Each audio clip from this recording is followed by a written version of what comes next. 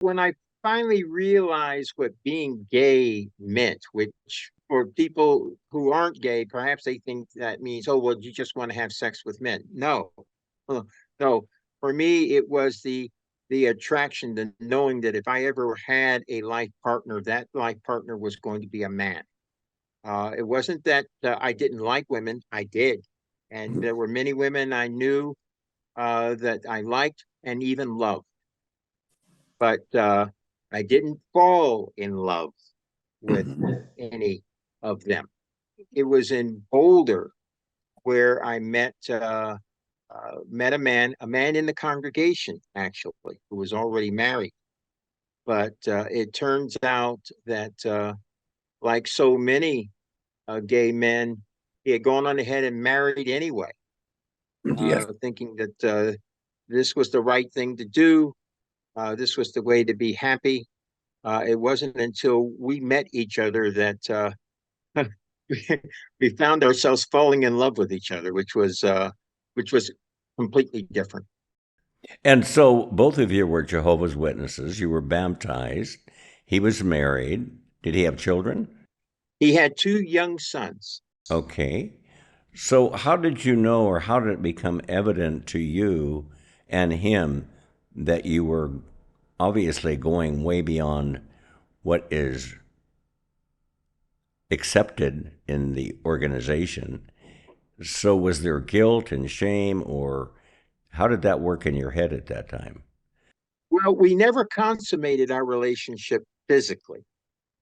One of the reasons that didn't happen, at least from my viewpoint, was that I knew his wife and I loved her. I loved her like a sister.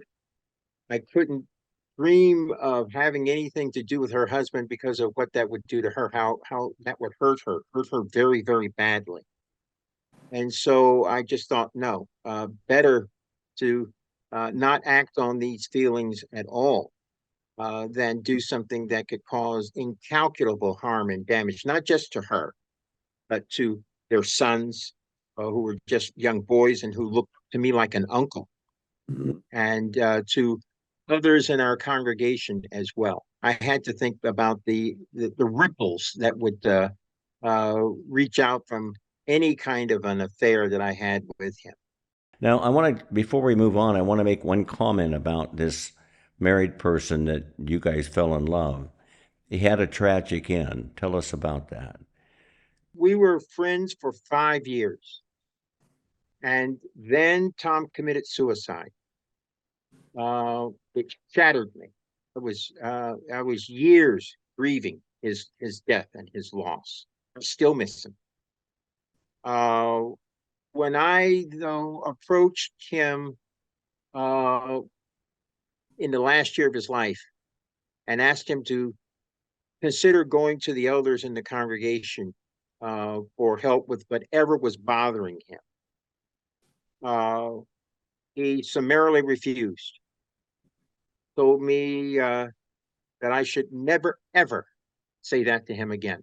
That he would never talk to these elders. They weren't going to be any help to him at all. They had no interest in helping him. It was a week after we had that conversation that he killed himself.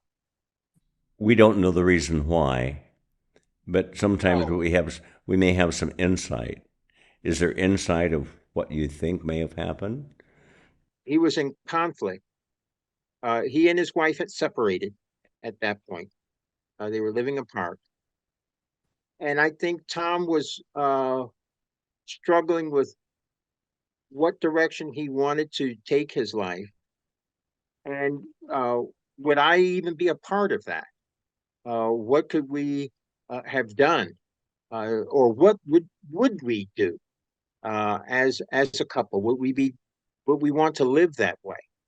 Uh, Now, this was the mid '80s, and so nothing like it is today. Where, not saying that a decision like that is easy to make, but it's a lot easier now than it was almost 40 years ago. Uh, we didn't have same sex marriage, of course. You couldn't even declare yourselves to be domestic partners. Nothing like that. That still is intact as it's ever been. It's the outside the organization that we've made progress. Inside the organization, I do not see progress. No, there hasn't been any. The hostility towards LGBTQ people is still very, very much present in the organization. Well, I'm so sorry for So your loss of Tom. Do you think in any way he was struggling with himself as being gay or bisexual? one of the feelings that you have to deal with is self-loathing and self-hatred. Uh, you read it in the literature about how we're deserving of nothing more than death. Uh, that how what a danger we pose to others.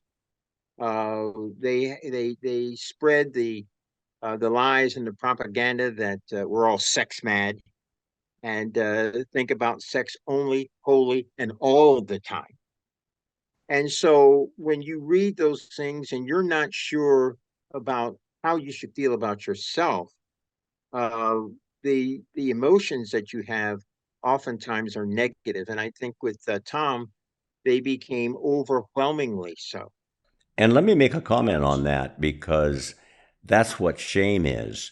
The organization puts so much shame on who we are. So when you say he's not worthy, he doesn't feel wanted, and then you quote these things from the Watchtower magazine, the shame they put on us is so huge that we sometimes wonder, why am I even living? Why am that? I'm shamed. Shame eats the core of who you are. You can be guilty for something you've done, but shame eats who you are. And I do believe, in my estimation, Jehovah's Witnesses organizationally puts a tremendous amount of shame on people that are gay and that are lesbians. And I know some within the organization are, but they're not talked about. Most of them have never come out. They're afraid of discipline. They're afraid of getting disfellowshipped. And organizationally, they have done a lot of damage. No, I'm not blaming them for, is it Tom's suicide? Right. But I am saying it probably played a part. And I think that was reflected in his refusal even to talk to the elders. And then I had to reflect back on what I was told, what was said to me during my meetings with them. It was hardly ever positive or kind or compassionate. I got the feeling that yes, there was pity, but as Tom once put it was pity mixed with contempt and not compassion. And so you're not going to approach people who reject those kinds of feelings.